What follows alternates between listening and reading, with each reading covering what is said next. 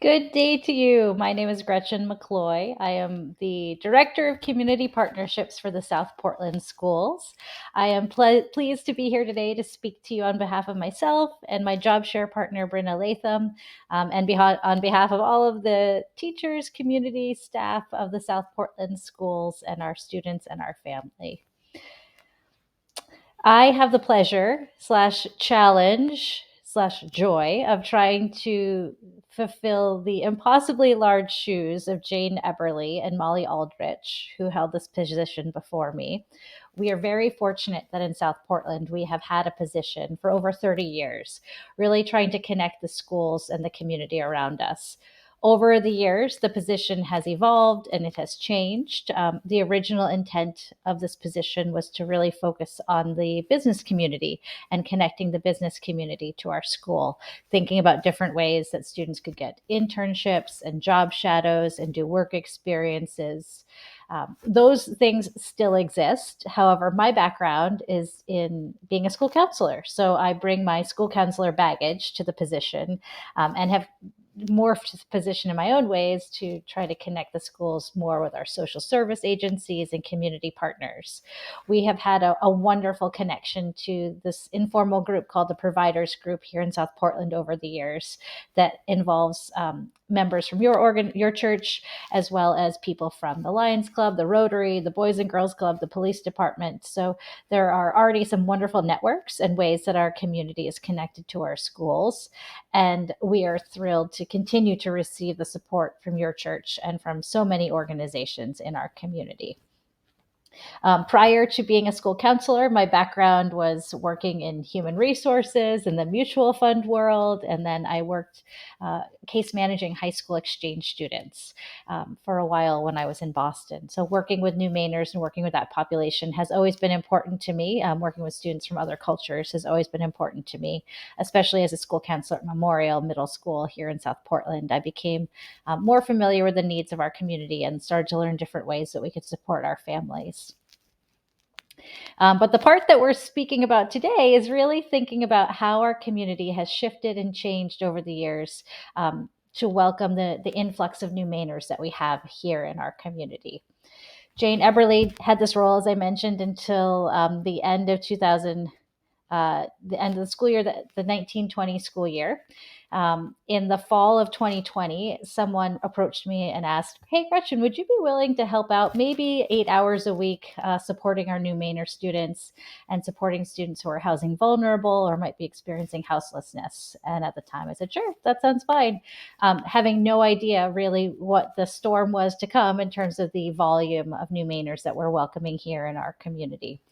We are so grateful for the new members, new Mainers who are here. They enrich our community, they make our community stronger, and provide our students with really neat and wonderful opportunities to learn more about the world beyond our bubble here in South Portland. But it certainly has been a joyful challenge for us to figure out how do we support these new Mainers, especially in the volume that we have received over the last few years. Our schools really began to pivot to think about how do we welcome new families to our community. Prior to this influx of new Mainers, when a new family arrived in town, they would schedule an appointment at their school, go to that school, complete the registration paperwork.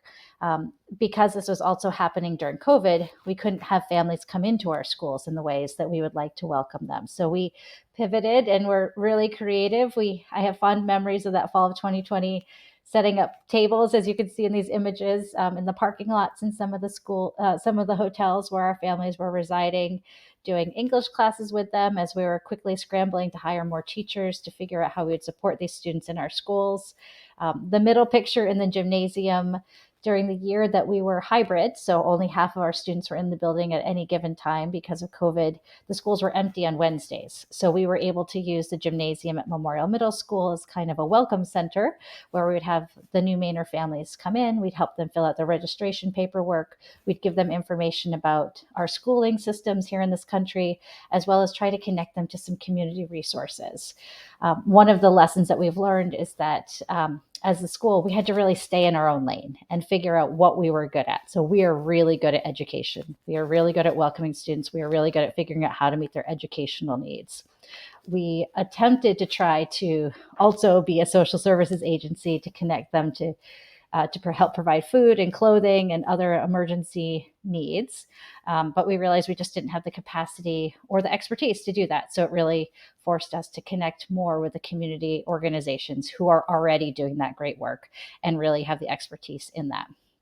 One of the partners that we have used, that we have connected with, is the city library. So the picture on the left, you'll see Jess Milton, who is one of the city librarians, and she has been a joyful member of this team, being along for the journey, setting up in the parking lots, doing read aloud story time with our students and crafts and activities. So certainly grateful for her and the ways that she's supported our families. So just a little background about these families, and this may be old information to many of you, but it is important to learn a little bit more about where they're coming from and how they're ending up here in South Portland. So for many of them, they are escaping war and conflict and famine and poverty and really extreme dire situations in their home country. Many of them are coming from Democratic Republic of Congo or Angola or the Congo. A lot of these areas are speakers of Portuguese or French or Lingala. Those are the predominant language groups that we see coming from these regions. There have been a lot of people who have just been displaced from this region over the last years. So these are families who are seeking asylum. They are coming to a new place to try to start over and feel safe to raise their families. Many of them go from Africa to Brazil. There is that common Portuguese language, and landing in Brazil is often a familiar and comfortable thing for those families. They stay in Brazil, some of them for a short period of time, others stay there for years to build up more resources, earn more funds to be able to journey north. And that journey north is really a long and arduous trip. Many of them are doing it overland. They are walking, they're hitchhiking, they're taking buses and shuttles, various forms of transportation to get themselves to the border of the United States, whether it's in New Mexico or Arizona. That tends to be the route that we see families who follow along that way. It's a difficult journey. These are students who have seen a lot. They have experienced a lot of trauma along the way. Every portion of this journey creates challenges and hardships for these families. There's a particularly challenging part of the journey that a lot of students speak about or choose not to speak about when they had to cross the jungles in Panama in the Darien Gap. If you want to go down the rabbit hole of Googling the Darien Gap and that journey, you can learn a lot about that really difficult part of the journey for so many of these families. And then over the last couple of years, there's also the mass migration of South American migrants and immigrants and asylum seekers.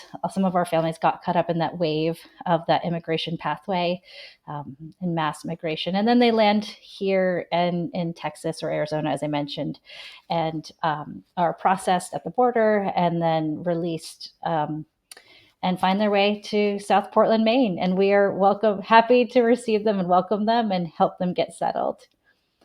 Just a couple of kind of snapshots of the numbers, if you will, this is from Superintendent Matheny's State of the Schools report last January. So these numbers are a little bit older, but it really shows the difference.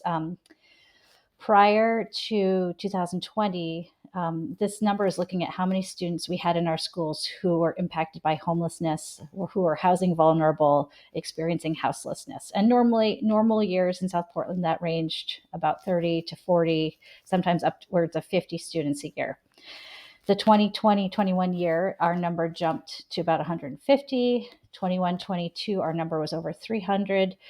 This school year, I believe we've already welcomed and processed about 400 students. Not all of them will stay in South Portland, but for now, we've at least welcomed them, greeted them, helped them get settled, and then wherever else they go on their journey. I think the part about this that was really striking to me was when Superintendent Matheny was speaking, he highlighted that as of January last year, 1 in 13 students in our schools were housing vulnerable.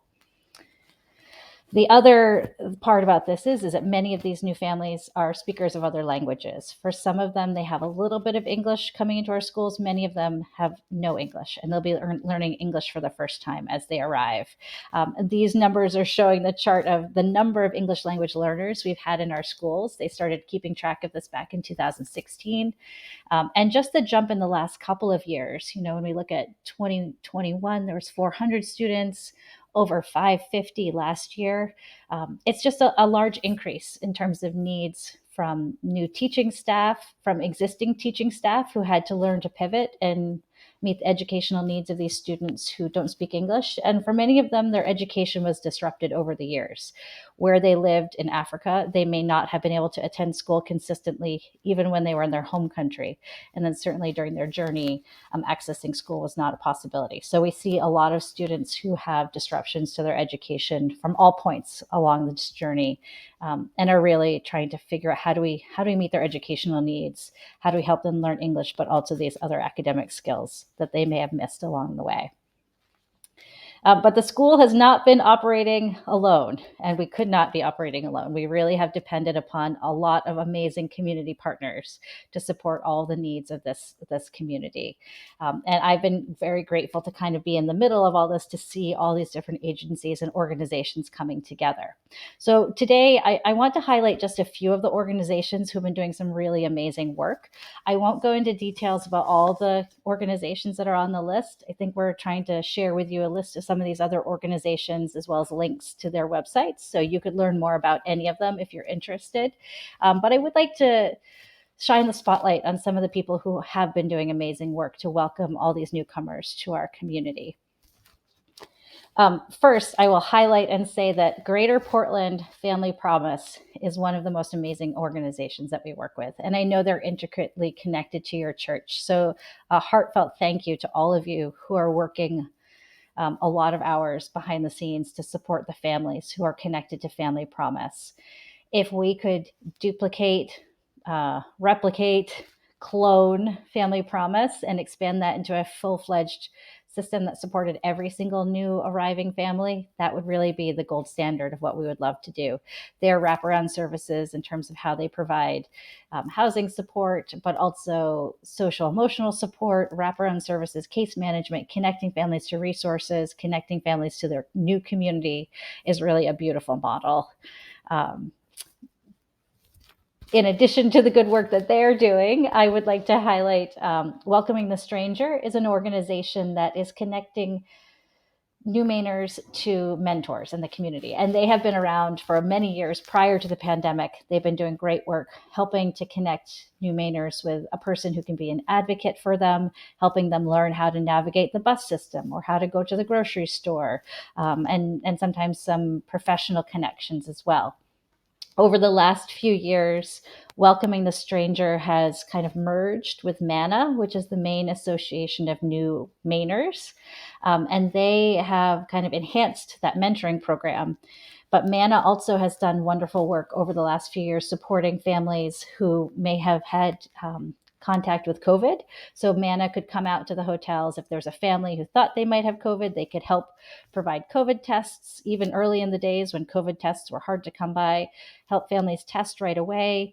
Our goal was to try to keep COVID at bay in those mass congregate living situations in the hotels. And then also MANA was able to provide resources for families who were quarantining, providing some food support or other resources to help them out through those times. The other strength of MANA is that they stepped up in terms of one of the transportation needs that exists within this population, helping families access the MANA rides to medical appointments, mental health appointments, and they've been a partner for us helping getting students to some appointments along the way that have been really important.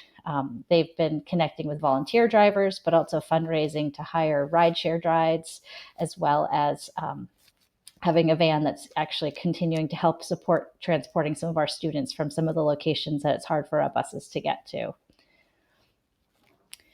ILAP, the Immigrant Legal Aid Advocacy Project, is a group of legal assistants and attorneys who are helping to provide legal aid for families. They are also overburdened and not able to meet the needs of every family, but they have beautiful resources on their website translated into every language so that families can have some self-service options even if they aren't able to get an appointment over there.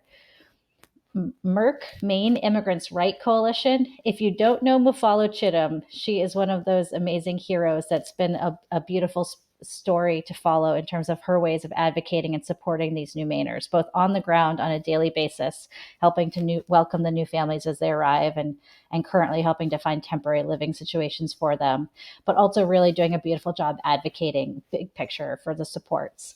I think she was just honored as Maine Biz's one of the women to watch. So she's one of those people that you will continue to hear about over the years if you haven't already come across her. Uh, other other ones to highlight. Portland of Opportunity. They are an offshoot of the City of Portland's Office for Economic Opportunity. They run a great mentoring program that's specifically geared toward connecting new Mainers for career networking and career advice. I've been part of some of their networking sessions where people who are interested in finding work in a certain career field would get connected to people who work in that career field and talk about advice for resumes and cover letter writing, but also networking and talking about, oh, have you talked to this person? Or I heard there's some openings at that job or that company, and really helping to connect new Mainers who have the professional skills and really want to work in their fields.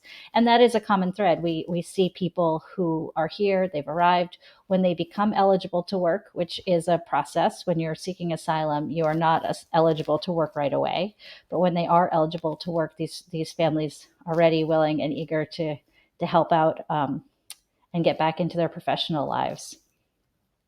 I missed one that I'd like to speak about. Gateway Community Services is a organization in Portland that was started by a gentleman who came from Somalia a number of years ago. He recognized the mental health needs in these communities and how mental health needs need to be addressed differently with a lot of our new Mainer populations, and started a counseling center in Portland to support them. But Gateway now does a lot of outreach programs, and one of them is providing tutoring services at the hotels. So a couple afternoons a week, they have volunteers who come in and tutor students in English and help them with their homework. If you're someone who likes to tutor or would like that opportunity, please check out Gateway Community Services Mentoring Program. It's a really fun group. I know your church is already connected to Maine Needs, but that's another organization that has really helped to carry us throughout this whole situation. Their clothing closet model has been a really beautiful connection for us to be able to help fulfill, put in a request for a certain family, the members of their family, what sizes they wear, send it along to Maine Needs, and then Maine Needs volunteers go shopping within their warehouse. We pick up these beautiful bags of curated clothing to deliver to families. And just the volume that they've been able to support has been remarkable. And the fundraising that they've been able to do to be able to purchase items that they weren't able to get donated. If you're not familiar with the Maine Needs Facebook page and you're someone who uses Facebook, you might check it out. They often are posting specific needs that they have, as well as there's a space for caseworkers like me who can post if they have specific requests that come along. Along those same lines, I'll give a shout out to the South Portland Community of Kindness Facebook page. This group has also been there to support all the random requests that I have, whether it's I'm looking for balls of yarn for someone who would like to knit winter hats for our students, to I'm looking for shin guards or swimsuits or formal wear for homecoming. And community members always step forward. I have this lovely expression that I often use, that the universe will provide. So someone comes to me at school with a request for a random thing, and I throw it out to the universe, and magically someone in South Portland steps up and comes to help out. A lot of times those people do come from organizations like the Lions Club and the Rotary.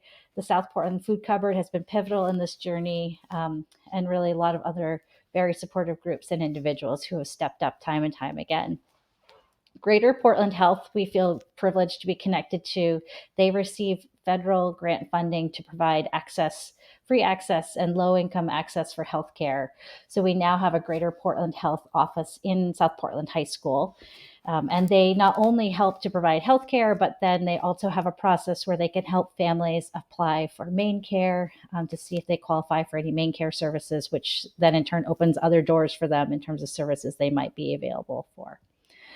There are many other organizations. I will say, the Locker Project. I need to talk about them because they've been a pivotal, a really important member of our community, helping to provide take-home foods for our students, whether it's bags of food that students take home or bags of motel-friendly foods that families can cook in microwaves or on their cooktops, or fresh fruits and vegetables, which we know are limited for families at the hotels. So the Locker Project is actually just opening their new warehouse space here in South Portland. It's right across from Memorial Middle School. I know many of you are already connected to the South Portland Food Cupboard, but if you're interested in working at a food pantry kind of role and looking for something different, the Locker Project is another great place to share your energy and your efforts. We have a couple other projects that are in the works that I'll highlight. And some of these are more connected to my normal job, which is connecting students to opportunities outside of school, not just specifically to New Mainers. But if you are a South Portland High School alumni or a parent of an alumni member, keep your eyes and ears open, or please reach out to me. We'll be putting together an alumni association. There isn't a formal one currently, but I would like to create one so that we can build some professional connections for our students as they're exploring career interests while they're in high school, whether it's connecting them with an alumni who's in a career that they're interested in to do a job shadow or informational interview, or hosting some of our internship or job placement students. We are also going to be building a steering committee of local community businesses. So if you're a business owner, please reach out. We're going to be talking more about how we can really continue connecting our businesses and our schools at various touch points for different programs that we run. I must also highlight that we are hiring. We continue to have a transportation crisis. We have not enough bus drivers, and it impacts our students in terms of their ability to get transported to school, as well as our extracurricular activities. I heard a couple weeks ago, many of our middle school sports had to be canceled just because we didn't have enough bus drivers to drive the students to Wainwright for their practices. So if you have any inkling of driving a bus, now is the time to do it. So please reach out, apply online, call our bus office. Whether you are certified or not, I think we have some opportunities for training to help people learn how to drive buses or be bus aides. So really could use the help. We are also continuing to hire more ed techs as our population continues to grow. We need more supports in the classrooms for those students. And we do have some specific volunteer opportunities in our schools. In addition to the work that your clothing closet does at your church, we are trying to maintain small clothing closets in each of our schools so that there's some emergency clothing available if students need it, whether it's outdoor gear or just pair of pants or socks that they didn't come to school with. So if you're interested in helping with clothing closets, certainly reach out. And the ongoing programming that you do at your church is a huge help. I know the holidays are coming up. Many of you help out with the holiday baskets, the Thanksgiving baskets, the gifts, the toys, the angel trees. Please keep doing that. It's very much appreciated, and it really does go directly to our students and our community. And it's always such a joyful project for me to help be connecting these resources to the families around the holidays. So other specific ways that you can help that I haven't just mentioned, we have been connecting with the coordinator of your clothing closet, and she said that they're willing to step up and help a little bit more in ways to connect our students to clothing and winter clothing. So if you have clothing to donate that fits elementary and middle school students especially, or if you're someone who likes to go shopping and wants to buy some things to donate to your clothing closet, we are going to be building some new bridges between the schools that are on your side of town and helping them have direct access, a little bit more direct access to the clothing closet at your church. So specific needs are snow pants, winter boots, winter coats, hats and mittens. If you're a knitter and like to knit, our students love handmade hats and mittens, as well as just winter clothing that is seasonally appropriate. You know, families who are newly arriving have come from this journey from South America in their shorts and flip-flops. So we anticipate more families are going to continue arriving every week, and we want to be ready to have some clothing available for those students who jump into school in the middle of winter. If you're not already a member of the South Portland Community of Kindness Facebook page, and if you're a Facebook user, I'd encourage you to check that out. And the other specific volunteer request that I have for a project that I'm running is I have a grant to help teach new Mainers how to swim. So really looking at the high school students who are beginner swimmers, don't have swimming skills. We are very pleased to be working with the community center in South Portland to offer some free swimming lessons during the school day. I just need a few more volunteers to help out along the way. I have a teacher, the lifeguard teaches the classes. I just need some volunteers to help me move the students along through the locker room and then be in the pool with us. So if you have any free time on Thursday or Friday mornings and might like to help out with that, give me a call or send me an email. Love to chat more about that one. And I love also the expression that it takes a village. And we are so grateful for all of the members of this village who make it possible to welcome our new families. I'll close with just one fun story that really highlights how various community groups can step forward in different ways when we have specific needs. So I was working with a high school boy last year who mentioned he's really interested in sewing, and someday he wants to create his own clothing line and design his own clothes. So I put out a request for sewing machines, and overnight, I think I had 3 that were offered to me for this student. We connected him to a mentor from Welcoming the Stranger, and that mentor was able to help him go to his hotel room, help him learn how to use the sewing machine, get it set up, find a little table for him.